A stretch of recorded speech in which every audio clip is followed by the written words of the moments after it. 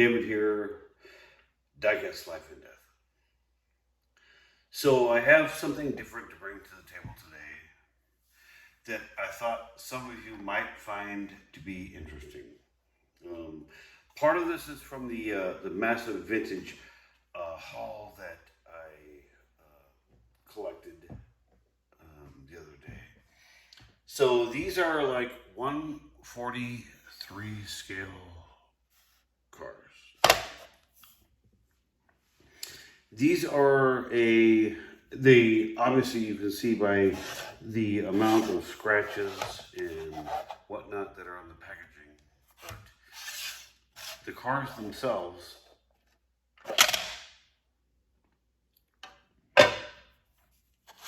are in great,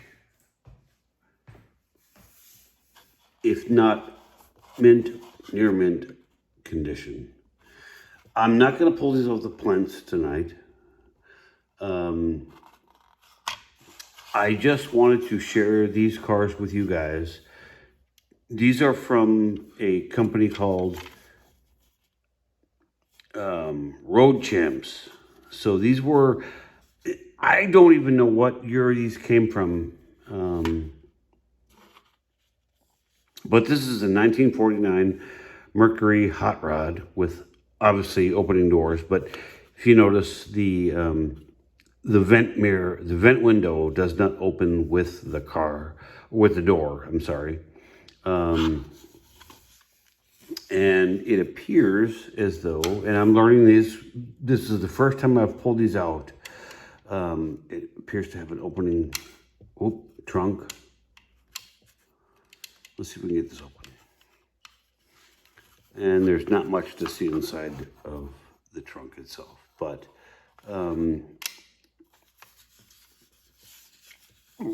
just some unique pieces I wanted to bring to the table tonight to show you some things. And there's a lesson here, and I hope that the lesson is not lost in translation on this video. But so this next one is a 1955 Buick Special. Beautiful, almost turquoise, blue, gray. Yeah. Interesting car, interesting casting. No opening doors, no opening hood, no opening trunk. Just some different cars than I'm normally seeing in these diecast videos. And I'm trying to bring different content to the channel to bring you guys up to speed on things that are out there that are different than the things you normally collect. Because at the end of the day, if all you collect is what you know, then you're going to be collecting the same things that everyone else is collecting. So the next thing is a Chrysler 300E. And like I said, guys, I don't know what year these came out. These were a find for me when I found them at, shout out to Leonard for putting me on to, his collection and gifting me these cars. Guys, these cars did not cost me a dime. And they are priceless to me just because of how I got them. And I just want to bring these cars to show you what type of other stuff is out there that maybe we don't, we don't know, because I've never seen these models before, and I know of the company.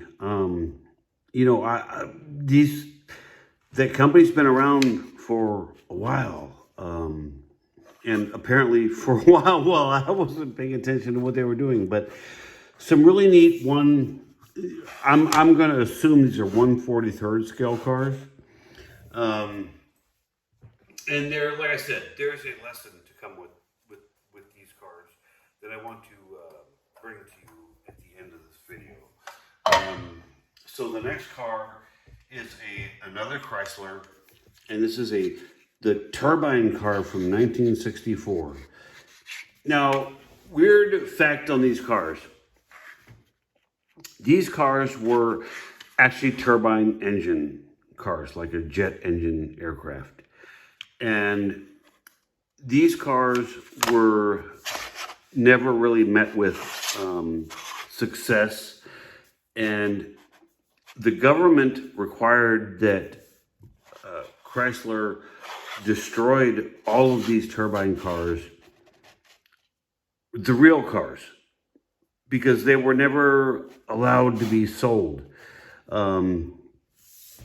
So you can look these up on YouTube. Look up on your car channels, real car channels.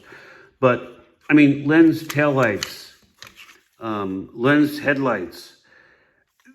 These things are fabulous as far as just quality. These are probably, I'm going to guess, 25 years old. And total guess, I have nothing to go on because I have not done research. I'm bringing this stuff to you as I am finding it. But here's the lesson car, guys. And I cannot tell you how upset I am at this one. So this is a Oldsmobile Cutlass Hurst Olds 1969. Hurst Olds cars were and are to this day one of the most collectible Oldsmobiles on the planet. And here's what I want to show you, and this is the lesson. We all collect these cars and we all want to preserve them for future generations. Because at the end of the day, we're all going to pass away at some point. What lives beyond us is what matters. And unfortunately, in this case, do you see the roof? You see the line? That is where the rubber band that held the doors on this car from opening died and destroyed the finish on the roof of this car. And what a beautiful model, and how much of a shame it is to see what damage can be caused to a diecast model. You see it down here on the door. There's also rubber band damage.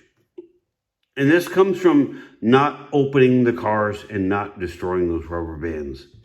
So guys, if you find cars that are in your collection that have rubber bands, take them off. Because that is what's going to happen to them. And this was my favorite one. Of all of the cars in this collection, this is the one that I wanted to be perfect. And guess what? It's the one that's not.